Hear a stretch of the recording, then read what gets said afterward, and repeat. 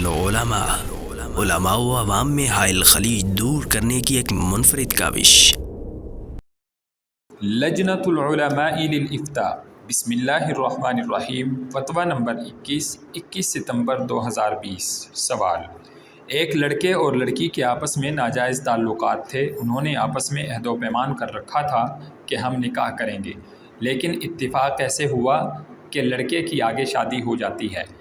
اس لڑکی کی ابھی تک شادی نہیں ہوئی اور وہ ابھی بھی باضد ہے کہ وہ اسی لڑکے سے شادی کروائے گی، مگر لڑکی کا باپ نہیں مان رہا، کیونکہ سابقہ ناجائز تعلقات کی بنا پر وہ نہیں چاہتا کہ میں اپنی بیٹی اس شخص کے نکاح میں دوں۔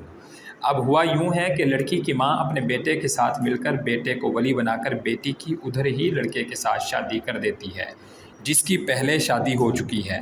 باپ کی اجازت کے بغیر بیٹے کو ولی بنا کر شادی کرنے کے بعد ماں نے بیٹی کی رخصتی بھی کر دی ہے۔ کیا اس صورت میں نکاح جائز ہے؟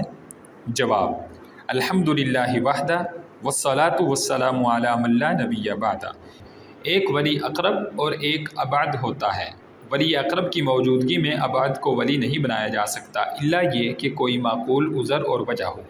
یہاں صورتحال یہ ہے کہ باپ اس لیے ادھر شادی نہیں کرنا چاہتا کہ بیٹی اور اس لڑکے کے آپس میں ناجائز تعلقات تھے، جبکہ بیٹی اس ناجائز محبت کی وجہ سے ادھر شادی کرنا چاہتی ہے۔ ہمارے خیال میں باپ کا موقف درست ہے۔ اب ماں نے جو کردار ادا کیا ہے یہ بالکل غلط ہے کہ اپنے بیٹے یعنی لڑکی کے بھائی کو ولی بنا کر شادی کروا دی ہے اور باپ کو نظر انداز کر دیا ہے۔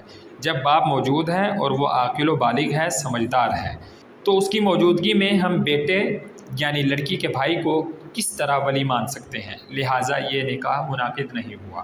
درست رستہ یہ ہے کہ اگر وہاں نکاح کرنا بھی ہے تو اس کے لیے باپ کو اعتماد میں لیا جائے، اسے اس رشتے کے لیے قائل کیا جائے، اور اگر وہ بات نہیں مانتا تو پھر باپ کو نظر انداز کر کے نکاح کرنا درست نہیں۔ اس میں جہاں ماں گناہ گار ہے وہاں بھائی اور لڑکی بھی گناہ گار ہے۔ باپ کو چھوڑ کر اور اسے نظر انداز کر کے آگے شادی کرنا شرعاً جائز نہیں ہے۔ وآخر دعوانا ان الحمدللہ رب العالمین۔ مفتیان کرام فضیلت الشیخ ابو محمد عبدالستار حماد حفظہ اللہ رئیس اللجنہ، فضیلت الشیخ عبدالحلیم بلال حفظہ اللہ، فضیلت الشیخ جاوید اقبال سیالکوٹی حفظہ اللہ۔